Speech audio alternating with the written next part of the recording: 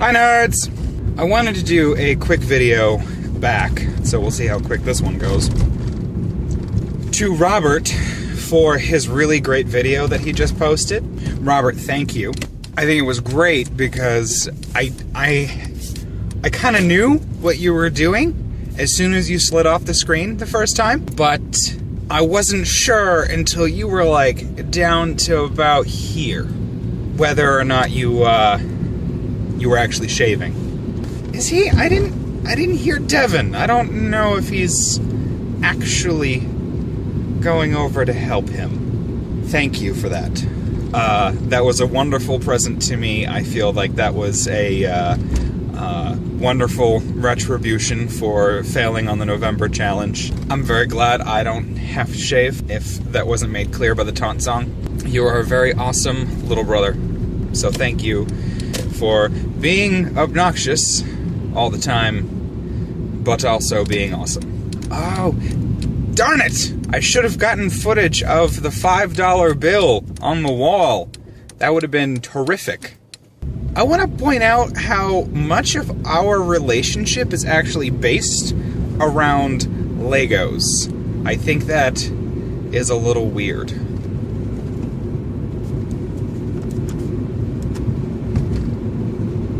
So I think it's just funny that the two of us have these really interesting memories around Legos that both impact how our relationship functions with each other. I have mentioned that you broke a lot of my Lego sets and whatnot before, and I think it's funny that one of your distinct memories is how easily I was able to separate two blocks for you, when apparently no one else was able to. So, you're welcome? I'm trying to remember what else you said. I'm gonna go watch your video real quick. Discotheque! Okay. Rant powers activate! So, Robert, watch the video again. So, to explain why I was always bothered when people said you looked like me, it wasn't necessarily that it was that I looked like you. It was that you, myself, and our dad all looked the same. And that bothered me a little bit growing up, because you're right, I was struggling to find my own identity. I was a teenager. I don't know as if I necessarily had a harder time than anyone else. I had trouble finding who I was. You know, I was an awkward, socially anxious person. I've struggled with anxiety on those things for most of my life. I never really felt like I fit somewhere. That was difficult for me. So when someone said that I looked like you, or that I looked like Dad, that bothered me a little bit, because I was like, no, Robert is I'm older than Robert. No, I am growing up. I am a teenager. Admittedly, I was very naive, as all teenagers are. Sorry, folks. And a little pompous. I was like, no, I've had life experience. Robert hasn't. There's no way we're similar.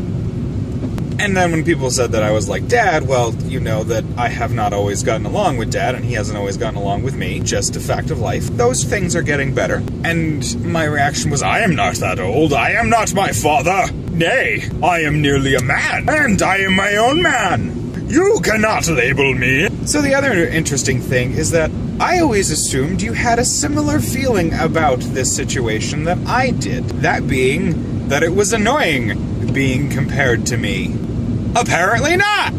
I always assumed you were on the same page with me going, people stop calling me Nate. Because you're not. You're Robert. Eric, I'm not sure that you actually have anything to compare this with, seeing as I don't think anyone has ever called you your sister. Unless your mother and father do that thing where they're yelling at you, but somewhere in their brain, they pick out your sister's name instead of yours, because our parents do that all the freaking time. Nate, Robert, no, you're the older one. You've done something bad. So I thought it's kind of interesting that you are not annoyed by that. You actually enjoy that. And I didn't realize that, actually looked up to me that way until a few years ago. Growing up, your behavior also informed my annoyance with how similar we looked growing up. You ended up taking on a lot of my mannerisms and the way I behave and whatnot. People would be like, oh, that's just like Nate. And I was like, no, that is my thing, Robert!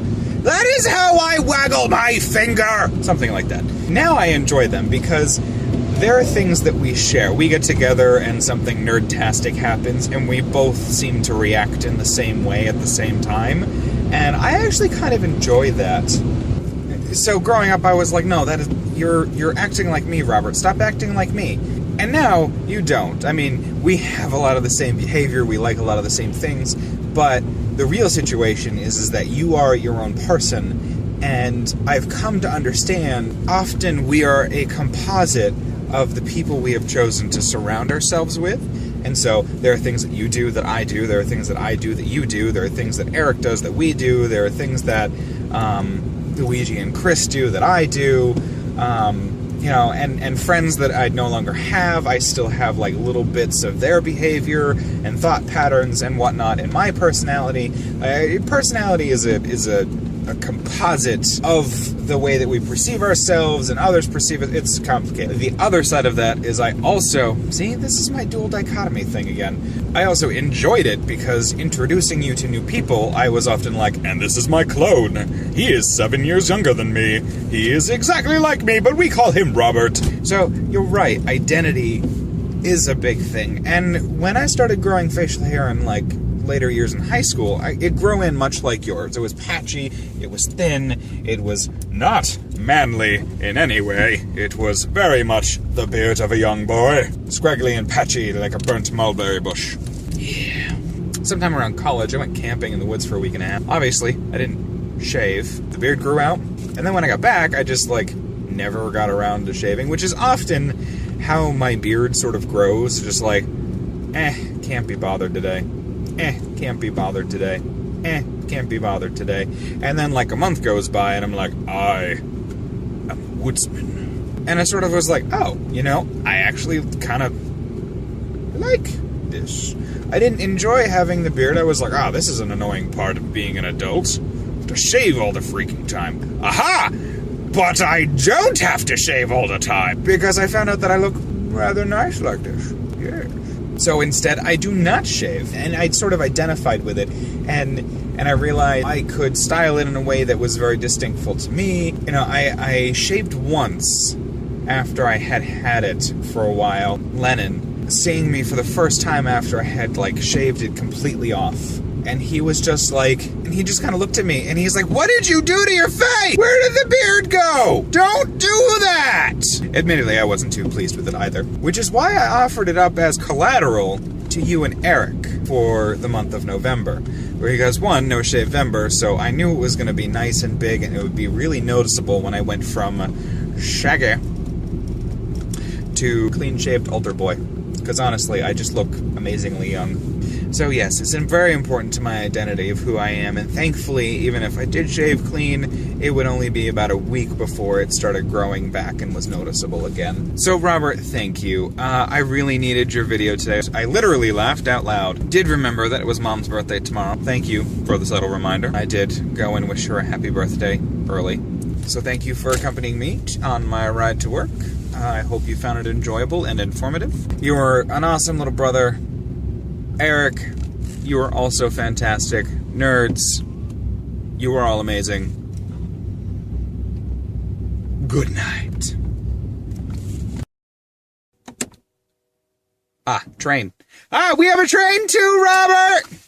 I mean, it's not anywhere near my apartment, and I don't hear it while I'm at work. But there's one that comes through Brattleboro.